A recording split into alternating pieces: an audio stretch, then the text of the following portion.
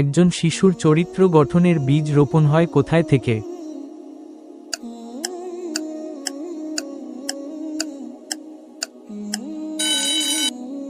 উত্তর পরিবার থেকে। ইসলাম মতে একজন শিশুর চরিত্র গঠনের বীজ রোপণ হয় সর্বপ্রথম পরিবারের কোলে, বিশেষ করে মা বাবার হাতে। ইসলামে পরিবারকে একটি গুরুত্বপূর্ণ প্রতিষ্ঠান হিসেবে দেখা হয়। নবী মুহাম্মদ সাল্লাল্লাহু আলাইহি ওয়াসাল্লাম বলেন, প্রতিটি শিশু ফিতরাত সহজাত ধর্ম নিয়ে জন্মগ্রহণ করে, পরে তার বাবা মা তাকে ইহুদি, খ্রিস্টান বা অগ্নিপূজক বানায়।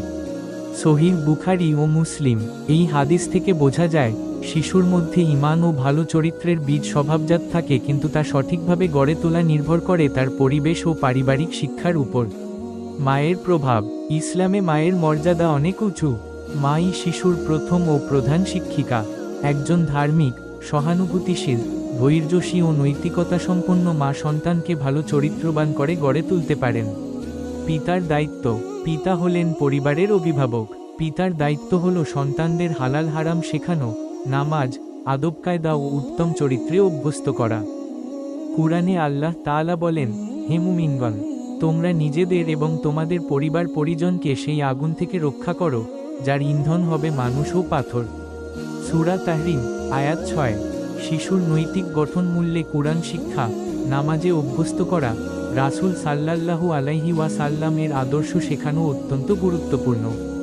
রাসূল সাল্লাল্লাহু আলাইহি ওয়াসাল্লাম শিশুদেরকে নামাজে অভ্যস্ত করার নির্দেশ দিয়ে বলেন, তোমরা তোমাদের সন্তানদেরকে 7 বছর বয়সে নামাজের নির্দেশ দাও।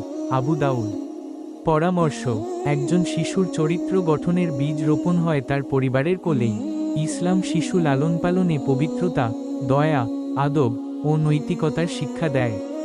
একজন নেক বাবা মা যেমন একটি সুন্দর সমাজ গড়ে তুলতে পারেন, তেমনি উদাসীন পরিবার সমাজের ভবিষ্যৎ নষ্ট করে দিতে পারে। পুরো ভিডিও দেখা ও বোঝার জন্য ধন্যবাদ। এমন ভিডিও পেতে আশরাফ আলী পেজে সাবস্ক্রাইব, লাইক, কমেন্ট, শেয়ার করে আমাদের উৎসাহিত করুন।